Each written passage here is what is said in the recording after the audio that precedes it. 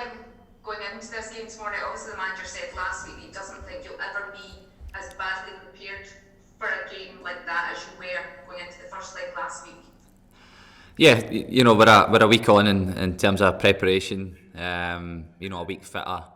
Obviously, the game at the weekend as well, where we can learn a lot of things from that as well. So, we're in a positive place going into the game. I think the first leg, we did enough to win the game, and we know that as well.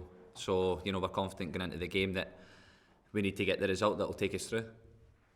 Does the fact that you did do enough in that game to possibly win last week give you more confidence going into such a big tie tomorrow night?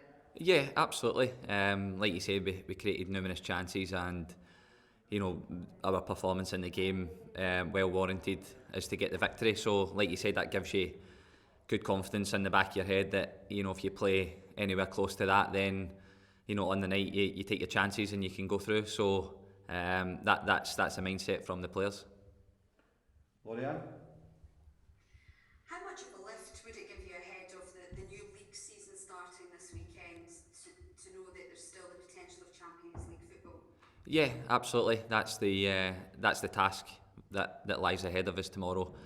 The games come thick and fast now, so like you said, we win tomorrow night. It gives everyone at the club a massive boost, gives the supporters a boost, and it gives the players a boost as well. So, that's why we're here. We're here to win the tie and progress, and then, like you said, it sets up a good weekend for us looking to the league opener as well.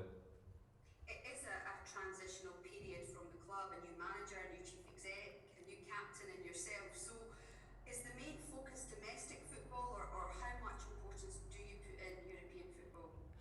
Yeah, I think European football is massive for this club in terms of where we want to be financially, for the supporters, and for the players as well. You become a better player when you play in European competition. That's been proven as well. So, for us as players, we want to play at the highest level that we possibly can, and for us that's European football, and it helps test you as a player to make you better as well.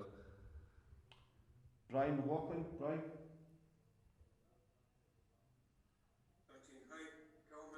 Hiya. Just in terms of being a successful season, the importance of European football has always been there for Celtic. But would it be fair to say that domestically this season is more important for the club? I think as a Celtic player, and having been a Celtic player for so long now, I think the two of them go hand in hand. I think at Celtic, regardless of transition period or not, the players are tasked to win and win well. So, that expectation's never going to change. I get that people are kind of saying it's transitional and everything else, and probably giving us a bit of leeway. But if we have that mentality within the group, then we won't achieve anything. So yes, it's new players. Yes, there's a new manager. Yes, there's a new chief exec. It's a different feel for the club. But very, very quickly you have to get into that winning groove, and that's why we're here as footballers, is to win football matches and be as successful as we can for the club. So, like I said, if we don't have that belief in ourselves, then we're never going to do it. Would it be fair to say, Callum, that the supporters don't actually care about transition? All they care about is winning trophies? Yeah, that's a fair statement. Like I said, at Celtic, the expectation is always there. It's there every single match, regardless of who you're playing. You're expected to win and win well. So, like you said, that's never going to change. And I think for anybody to think that it can be any different, then that they're going to get a bit of a shock. So, like I said, for guys like myself, the more experienced guys, then we very quickly have to drum that into the heads of the new guys that at Celtic you have to win, and that's the way it is. Thanks, Callum. Good luck. Rahman? And you go, Rahman. Callum, you're obviously very experienced in these qualifiers. I just wondered if there's anything you could say to the younger lads, perhaps like Dave Murray, who may feature to get them through a tie like this, because it's going to obviously a big pressurised game. Yeah, of course, but being at Celtic and obviously for myself coming through the youth academy, then at every level there's pressure and expectation to perform and win matches. So for him, this is obviously the next stage of his development, and like you said, he'll have to lean on guys like myself and James and some of the older ones as well. So, it's about us trying to help him through the game as much as possible. But, I've got every confidence that if he plays, he'll do very well. And like you said, when he stepped in last week, he was excellent as well. So it shows that he's got that potential and he's got that level of performance in him. So it's just about us trying to make him feel comfortable and confident as possible. And like I said, then Dane can trust his abilities. You obviously created a lot of chances in that first game as well, Callum. The team that is confident they can kind of create enough to see a team through. Yeah, well, that's I always speak about it. That's the difference at European level is you can create chances, but you have to take them as well. You have to be ruthless when you're up in the game and you're having a good moment in the game. You have to take advantage of it. So, like you said, we're confident in the knowledge that if we play the right football in the way that we can play, we'll create chances. But then we have to take them as well. So, ultimately that's the story. Gavin McCafferty. Callum, you've obviously been involved in a lot of these games and come so early in the season. How do you get over the lack of preparation? And do you find that a week can make a big difference at this time of the season as well?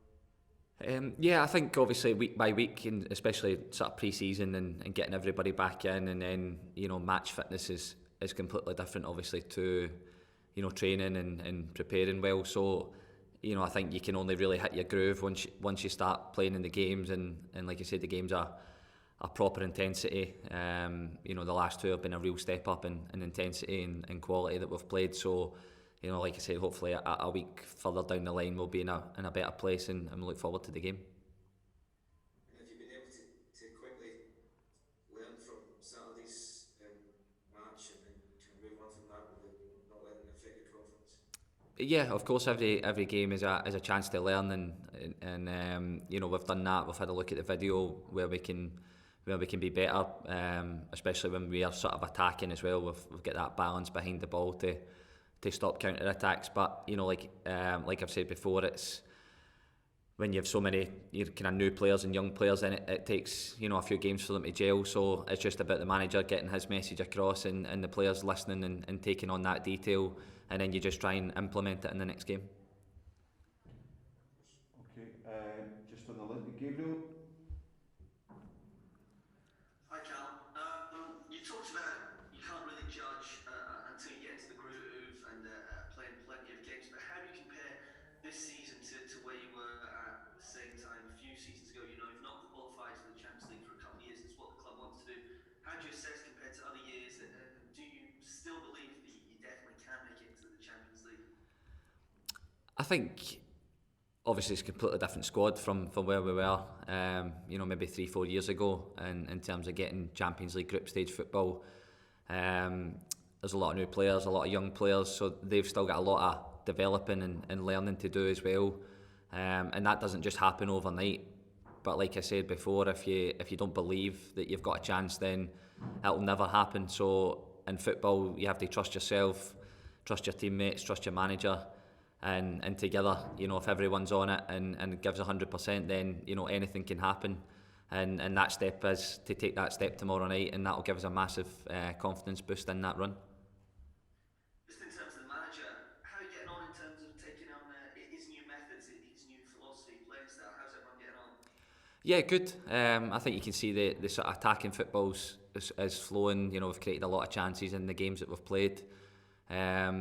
And then obviously just in transition, just to be tidier, as we are building up the pitch, then, the game at the weekend is probably a perfect example. If you're not quite set behind the ball, then, you can get done in counter-attack. So we have to work really hard, as the players, alongside with the manager to just fine-tune the detail of that. And like I said, you only get better when you do it with games and match practice.